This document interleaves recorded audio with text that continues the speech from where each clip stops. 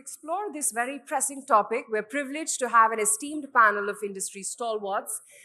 Who better than Naveen Jindal, Chairman, Jindal and Steel and Power, Member of Parliament, and Mr. Dilip Shanghvi, Founder, Chairman and Managing Director, Sun Pharmaceutical Industries, to talk about exactly that. Yes, this is going to be a fascinating conversation, and of course, we're all clued in. Indeed, for this session, we have Nikunj Dalmia, Editor-in-Chief, ET Now and ET Now Swadesh, joining us. So let's look forward to what is going to be discussed over here as we watch India's economic and strategic resilience in this era of global uncertainty. There are exciting times ahead. Good evening, everyone. Such a pleasure to be back. The global backdrop, as we know currently, is actually quite noisy. Tariffs, supply chains, global growth, rupee, dollar, manufacturing. A lot is at play. So how is the world evolving? How will the world evolve? And what really could be the shape of India at a time when deglobalization seems to be an ugly truth? So today we'll talk about tariffs, how this could really have impact on two global sectors, steel and pharma. And Mr. Shanghvi, I know I am on your left side, but that's not the wrong side. But is India on the wrong side of what is happening to global tariffs, given that Indian pharma sector gets more than 30% of its business from the US or United States alone? What would tariffs do to Indian pharma sector? So our view is that we have to wait for the issue to clear, because the products that we supply to the US fulfill a very important requirement for the US government, which is to control the healthcare cost in the US. I mean, if you read some of the statements, then they're also looking at multiple carve-outs so that some of the products will be kept out of the scope of the tariff. I mean, we have to wait for PM to share with us what has been his understanding. But I believe that pharma generic products will be spared. Even if they are not, I think the generic business, as you're aware, has undergone significant price erosion over last few years. So in case if tariffs are levied, I think most of those tariffs will be passed on to customers. So I'm not seeing a significant negative impact of the tariff on the industry, because the competitive advantage that we have as a country is long term. It's not going to go away overnight. And even if some manufacturing was to start, in pharma business, it takes at least 5 to 7 years to bring a new manufacturing facility online, get products approved, start manufacturing. So it's a long-term process. So I expect no immediate short-term impact on tariff in pharma industry. So if I can pick from your initial answer, Mr. Shanghvi, can I say that Indian pharma sector has nothing to worry? In fact, this actually would be an opportunity for Indian pharma sector, because tariffs are coming on China, they're not coming on India. No, I think you're reading more than what I said. What I said is that our products fulfill a very important healthcare need in the US. So I expect this to be kept up out of the scope of tariff.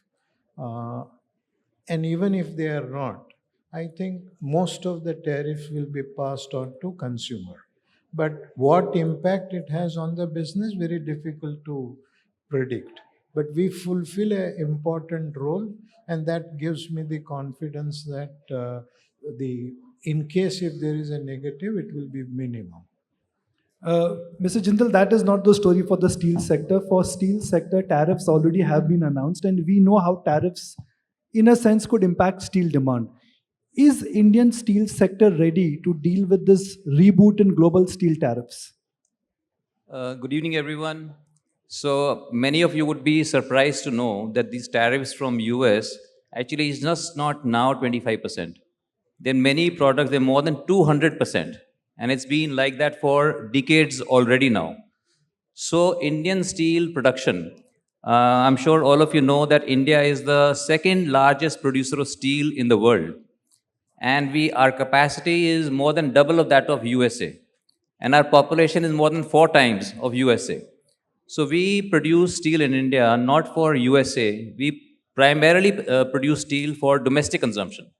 We are growing. We are a growing economy. We are growing at a very fast rate, much faster than USA or any other country. So our demand is mostly for domestic consumption, and this tariff it may help us in fact if they only put 25% and remove all the other. They have anti-dumping duty, they have countervailing duty, etc., which is more than 200%. If they removed all that and put only 25%, and that equates us with every other steel producer in the world, then maybe it may work to our benefit, in fact. But are Indian steel companies globally competitive? Because the view, at least in the stock markets and those who track steel sector, is that China is better, Russia is cheaper. Indian steel is, like I said, is now second largest producer of steel in the world after China. We are very competitive. We have built up plants now. So we have very, very modern plants. And we are able to compete with everybody. There's hardly any protection that Indian steel industry has. But obviously with this, all the countries that were exporting to USA, they might start wanting to dump in India because we have a huge demand. So for that, Indian steel industry would have to be protected from unfair exports happening into India. So for that, we have already, as Indian Steel Association, we are already in talks. We have already, filed applications. So DGTR, they're already reviewing, and we hope that in the near future, we are expecting the Commerce Ministry to put countervailing duty duty on all imports from every country. So I'll come to what India should do, but I'll just turn Sorry, my safeguard duty. Safeguard duties, Yeah, of course, safeguard. of course. When do you see that coming? Sorry? When do you see the duties coming? Because there is an indication that duties are coming. We've been waiting for it for some time now. So I hope soon. Mr. Sangvi, just to introduce Sun Pharma for the audience here and for millions of our viewers who would be watching this show, Sun Pharma is India's largest pharma company. Sun Pharma is India's largest pharma exporter. Sun Pharma has the largest market share in the branded market. Sun Pharma has the highest spend on R&D. Am I missing on anything? It's good. Sun Pharma has the highest market cap in terms of a pharma We believe that our performance should talk for us rather than us talking for the performance. Indian pharma sector has really moved up the value chain from oral and generic, then to complex, and now to specialized. Where do you see the Indian pharma sector moving, evolving, and expanding? No, I think as you rightly say, Indian companies which were essentially inward looking in last 20 years have started focusing on international business, and we have done quite well. Almost, let's say, 4 or 5 tablets out of 10 consumed in the US are produced or linked with the Indian API. So that's a remarkable achievement in a relatively short period of time. So what it to me reflects is that as an industry and as people working in the industry, we are able to do whatever that we wish to and focus on doing. Innovation, I think, is something that we have not done till now. As a company, Sun Pharma started investing in specialty product a few years back. We've invested till now some $3-4 billion in that business, and that business is now almost 20% of our turnover, but growing very rapidly. And we will continue to make investment to make it bigger, because globally, if I look at generics, represent around 15% of the total business in terms of top line. 85% is still specialty products. So it is important for us to succeed in that business. We are very small there, but I think like when we started, we were a small company industry where many large companies we were competing. Our focus is that how do we use our smallness of size to become a competitive advantage, decide faster, take innovative solutions so that we can grow. So we focused on ophthalmology as well as dermatology, which are relatively small therapy areas and not very attractive to very big pharma companies. So we can focus because for us a $500 million global product is a big product. For them a product less than $1 billion is not economically viable. So we want to play in an area where we can compete with people who are similar to us and we can find a way to grow. To your question as to how Indian companies will compete and become successful, I think I am very confident of industry's ability to do whatever it is focused on doing. So I'm expecting that when, say, like we have some close to 20 products in different stages of clinical development, all products developed in India. So if some of them becomes globally successful, uh, I think it will create a virtuous cycle, and Indian companies will start investing larger sums of money in innovative products so that we can become a more meaningful player globally. I like to share with the audience here that it has taken us almost 5 years to convince Mr. Sangvi to come for an interaction. So I have got a lot of questions. I hope you're ready, sir. Sure. So I will take the chance of taking the 5 years forward. क्या पता अगले 5 साल तक बात करें नहीं करें हम. Sure. मैं 5 साल आगे का सवाल पूछ लेता हूँ. Sure, sure, sure. We are in 2025. Hypothetically, if we are in 2030, what do you think we should be discussing about Sun Pharma? 5 साल आगे. So I think if I look at and split our business into different components, then emerging market in India branded generic business is almost 50% of our business. The US generic business is around 25% of the business, and rest of the business is specialty and API business. So, and I expect each of this business to continue to grow faster than the industry.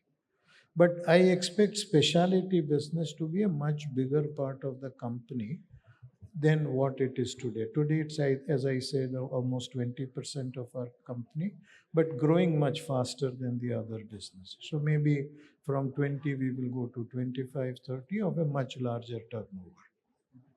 Mister Jindal, आप भी कम ही आते हो. आप 3 साल में एक interview देते हो. तो from 2025 to 2028, if you are talking about JSPL, this company which you represent, and the Jindal Group, how do you see things shaping up in future which could be different from the present? By 2030, it's important for everyone to know that India's steel target capacity is 300 million tons. So presently, our capacity is around 180 million tons.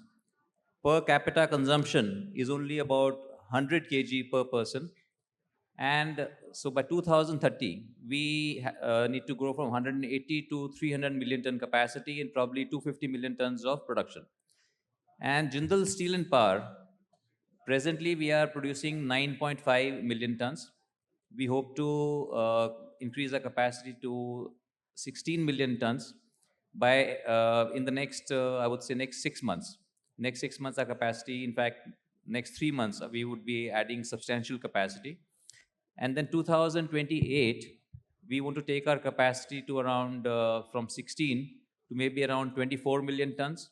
And we have plans to increase the capacity to 30 million tons by 2030. So that is our plan.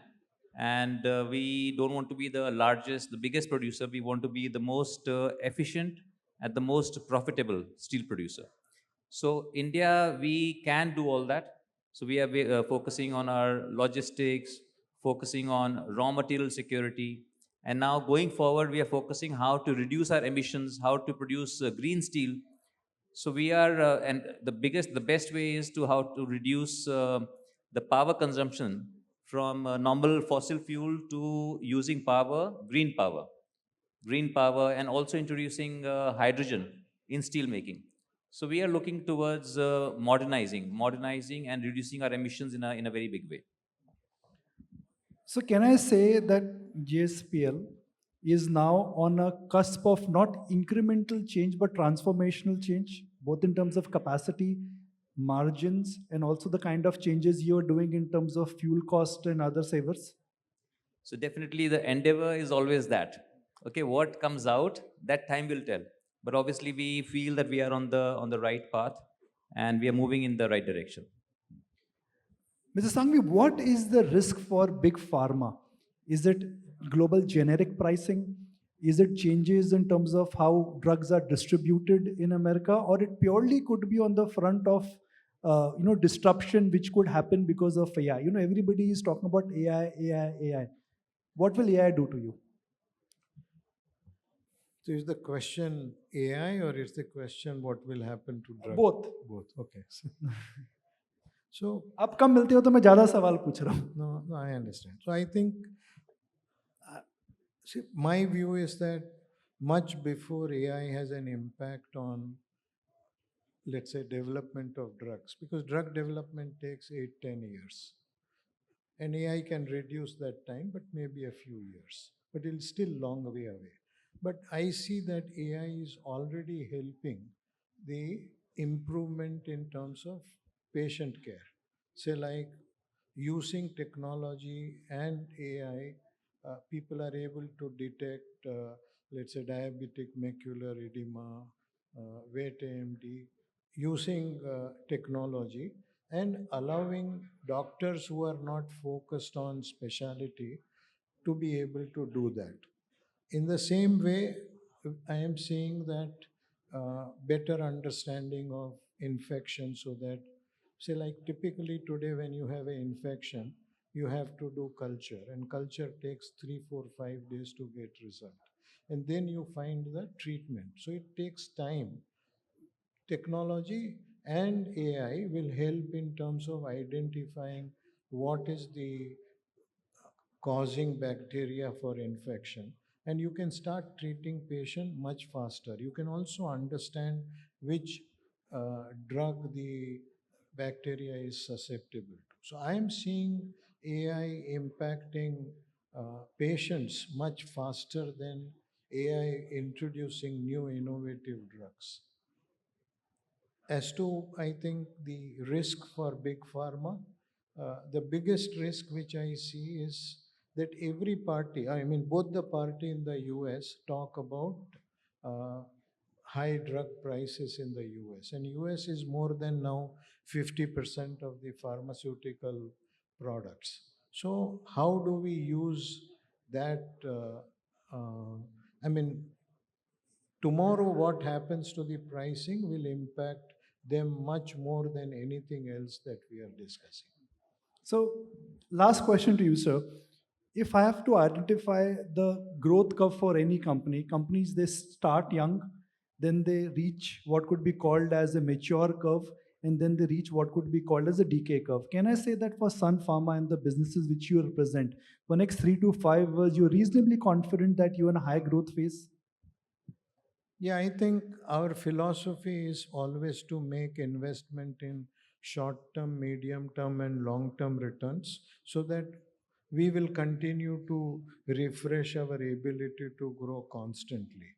And hopefully, the strategy will help us continue to grow. So, like historically, we've grown at compounded 25%, and we should be able to continue to do that going forward. Mr. Jindal, same question. You can always divide the company on their growth phase. Young and startup, then they reach what could be called as high growth phase, then mature curve, and then decay or decadence. Can I say that for the companies which you represent, all the businesses are in high growth phase for next 3 years? Yeah, definitely. I think both steel, power generation is all in high growth phase because our per capita consumption for steel is amongst the lowest in the world. The world average is more than 200 kg. Ours is only 100. USA that we're talking about is more than 400 kg. Same as power consumption is like less than 11, 1200 kilowatt hours per person. In USA, it's like 15,000. So to give people a better quality of life, both power consumption and steel consumption is going to increase. To improve infrastructure, housing, etc., steel consumption is going to increase. And we are a very efficient player, and we are growing. We have all the ingredients to be able to grow, like land, clearances, raw materials. So we are already there. And it's a very difficult sector, steel, for a new entrant. So people who are already established, they have a very big advantage of brownfield expansion. So we feel we are in the right spot at the right space, and the kind of conducive environment that is there. So we hope that the not only next 5 years, I would say the next 10 years should be very positive. So give me one reason why somebody should invest in your stock. Well, somebody should invest in our stock looking at our past track record. And people who invest in our company in the past, they made lots of money. And now things, so looking at a past performance, they can have the confidence that our future performance would be good. So, and people who know we work very, very sincerely and honestly in the company, and that's why they should invest in us. You know, I've had the pleasure of tracking your company for almost 2 decades now. I can see that how I've had the pleasure of tracking your company for over 2 decades now, and it's absolutely amazing that despite representing a commodity sector which is cyclical in nature, how you've really managed to move the value chain and manage the debt. So it's quite incredible. Mr. Shanghvi, final question. If Dilip Shanghvi of 2025 meets Dilip Shanghvi of 1980 when you started Sun Pharma, what would you like to change? What will 2025 Dilip Shanghvi tell Dilip Shanghvi of 1990? It took us a long time to, let's say, from when we started with 2 representatives to reach 50. I would find a way to do that much faster. I would say that, sir, we should not wait for next 5 years to get the next interview. Sure. No, thank you. Hopefully. Yeah. And same, Mr. Jindal. Anytime, I'm available anytime. Thank you very much. Ladies and gentlemen, it's Mr. Jindal and Mr. Shanghvi. Let's put our hands together. Both of them, in a sense, are really representing two of the best companies in the world in terms of creating shareholder value, in terms of taking the India flag superior and higher, and in terms of really becoming an example to the world that when the going gets tough, the tough they get going. Thank you very much, gentlemen. Thank you very much. Well, with the kind of confidence that corporate India is exuding, no matter what the global headwinds are, we are quite confident of the growth of Indian industry, and it's quite obvious from this conversation as well. Mr. Shanghvi, Mr. Jindal, Nikunj Dalmia, thank you very much for this discussion.